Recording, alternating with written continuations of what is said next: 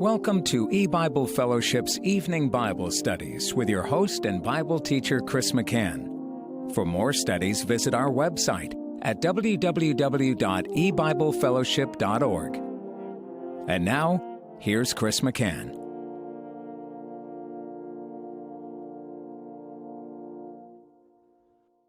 Good evening and welcome to E-Bible Fellowship's Bible study in the book of Genesis. Tonight is study number 24 in Genesis chapter 35, and we're going to begin reading from verse 19. And Rachel died and was buried in the way to Ephrath, which is Bethlehem. And Jacob set a pillar upon her grave, that is the pillar of Rachel's grave unto this day. And Israel journeyed and spread his tent beyond the tower of Eder. And I'll stop reading there. Well, we saw in our last study that Rachel's travail, her hard labor, she died in giving birth to her son Benjamin, that this very closely parallels an account in the book of 1 Samuel in chapter 4 with Phinehas's wife, who was Phinehas, the son of Eli the high priest, and she happened to give birth the very day that the Israelites lost the battle to the Philistines. And in that battle, her husband, as well as his brother Hophni and Phinehas, died, and the ark of God was taken, and the news report that reached back to Shiloh and came to the ears of Eli the high priest shocked him so much that he fell over backwards, and in falling he broke his neck and died. And it was at that time, at that moment, that Phinehas's wife was in delivering the child, and she died in that birth just like Rachel died.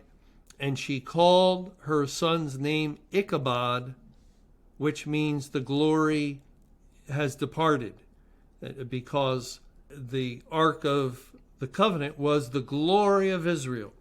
And the glory has departed from Israel when the Ark was taken captive. And we know that that whole historical event, one of the worst in all of the history of the nation of Israel, and they had a significant number of bad events happen, but this ranks up there as perhaps the worst, that this typified the judgment of God upon the churches and congregations when God would remove his spirit, when Christ, who had dwelt in the midst of the church and certainly was the glory of the church, departed out of the church. The glory is departed from the New Testament churches and congregations.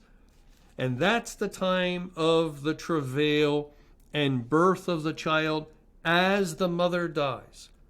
And likewise, coming from Bethel, which means the house of God, with a little way to go to Bethlehem, the house of bread, en route, Rachel travails and has hard labor, and in delivering the son, she dies and calls his name Benoni, son of my sorrow, because the labor, the travail was so hard and so grievous.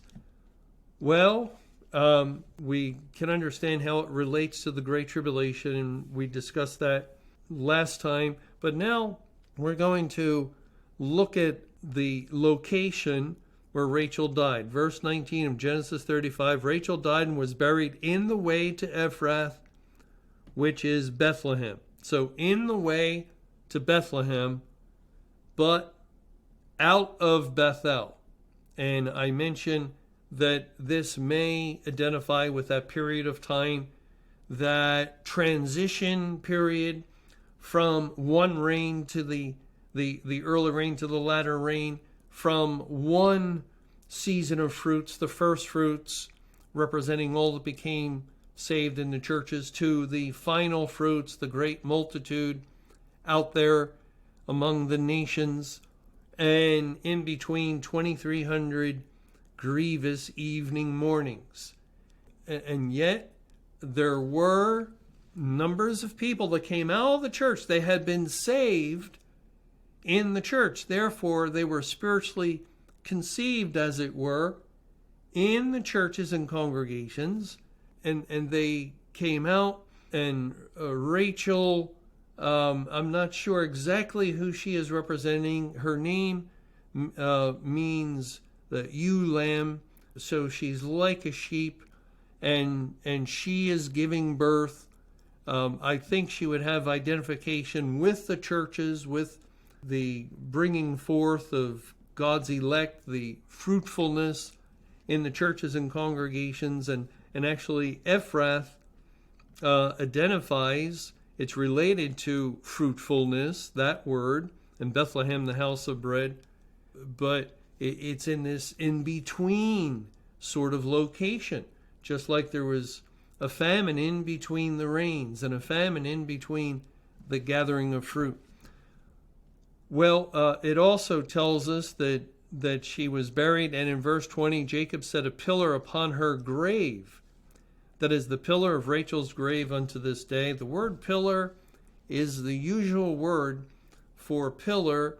It's the same word when Jacob set up a pillar of stones back at Bethel that night when he was sleeping and had the encounter with God, and he set up a pillar. There's been several pillars set up when he made the covenant with Laban. They set up a pillar, and so forth. So a pillar is a memorial, and I think we can understand it also to represent the gospel of God, and that's why the statement is made that the pillar of Rachel's grave unto this day. Often when we read that phrase, unto this day, it's really presenting an eternal principle, something that continues on, even though historically what is said to be unto this day may not exist anymore in our day and age, but as far as on the spiritual level, it's a principle that is established and that continues on forever.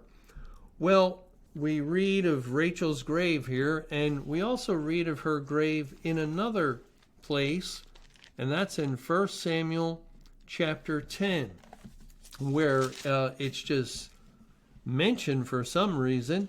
We read in 1 Samuel 10, starting in verse 1, Then Samuel took a vial of oil and poured it upon his head and kissed him and said, Is it not because Jehovah hath anointed me to be captain over his inheritance? Now, he's anointing Saul to be king over Israel. Then in verse 2, When thou art departed from me today, then thou shalt find 2 men by Rachel's sepulchre in the border of Benjamin at Zelzah, and they will say unto thee, The asses which thou wentest to seek are found. And then it continues with the historical account. But notice Saul is told when he departs from Samuel, he'll find 2 men by Rachel's sepulchre in the border of Benjamin at Zelzah. Now, Zelzah is only used here. It's the only time this word is found in the Bible. And it's a compound word that means one of the 2 words that form the word Zelzah would be translated as clear or plain. For example, in Isaiah 32:4, ready to speak plainly, and that has to do with clear speech. And the other word is shadow, that's used fairly often when Jonah sat under the shadow of the booth or the tabernacle in the book of Jonah. It's that word.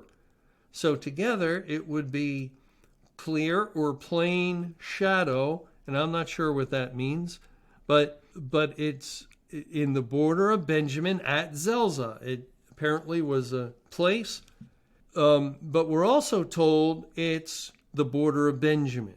the border of Benjamin. Rachel's sepulcher is located in the border of Benjamin, and that's helpful because we know she died giving birth to Benjamin.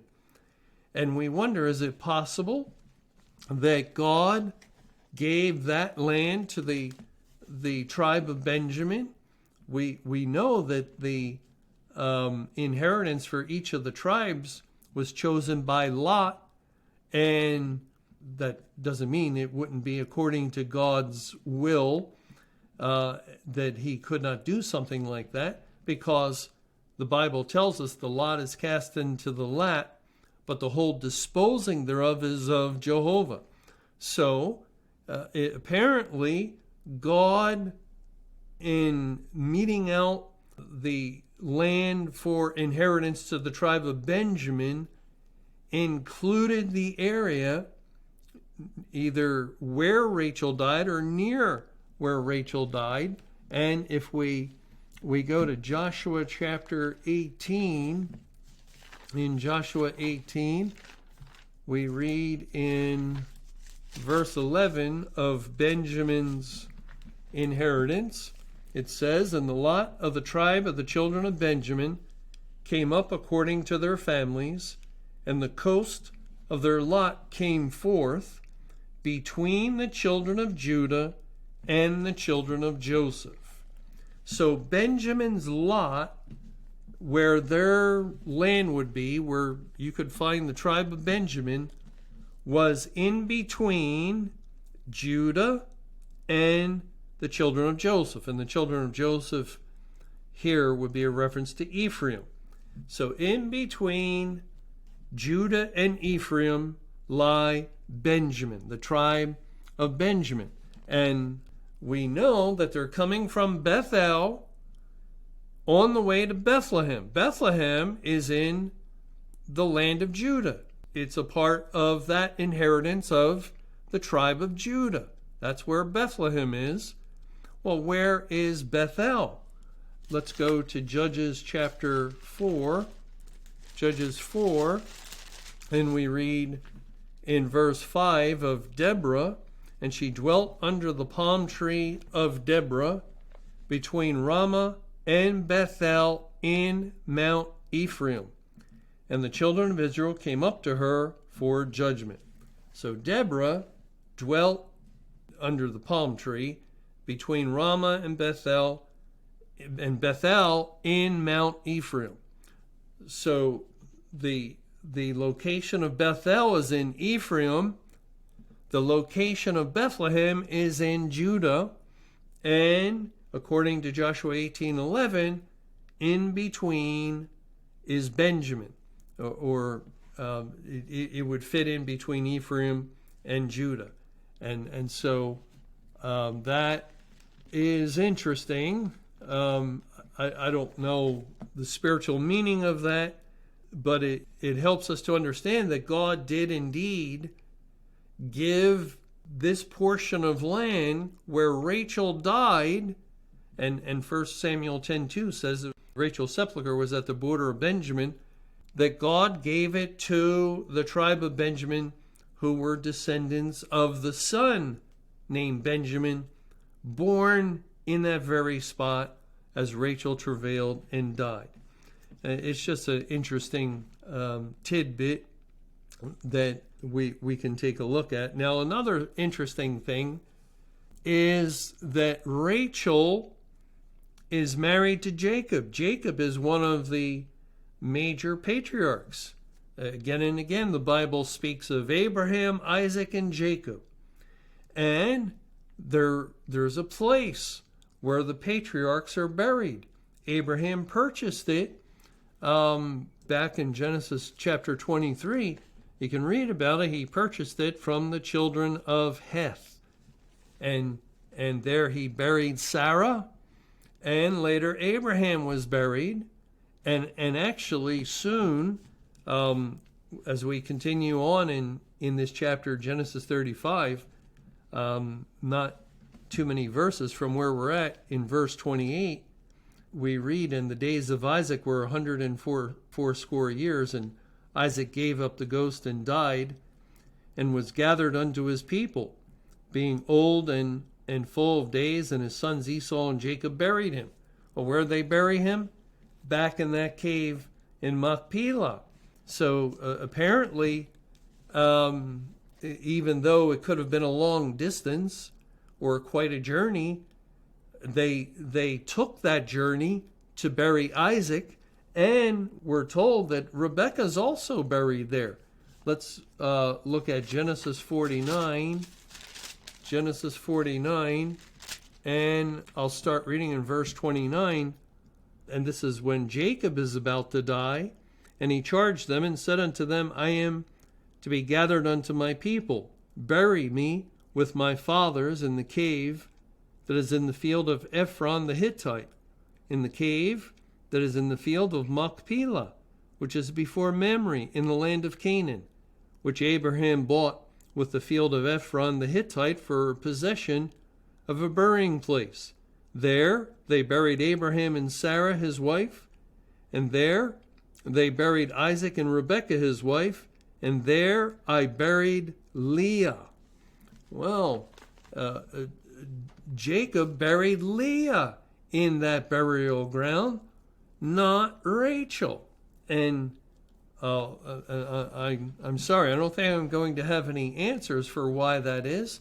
We know that Jacob loved Rachel.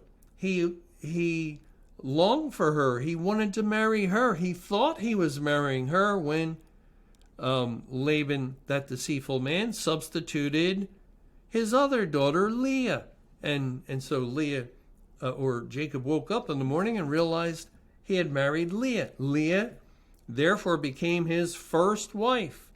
And the Bible does tell us that in marriage a man and woman are joined together. And what God has joined together, let not man put asunder.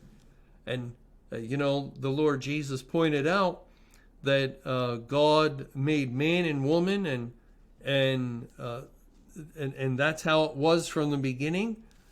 This sin of multiplying wives that we read of in the Old Testament was sort of winked at, we could say, by God. It did take place, and the Lord used it to paint various spiritual pictures, such as Sarah and Hagar, and in other cases, Rachel and Leah. One wife loved Rachel, the other hated.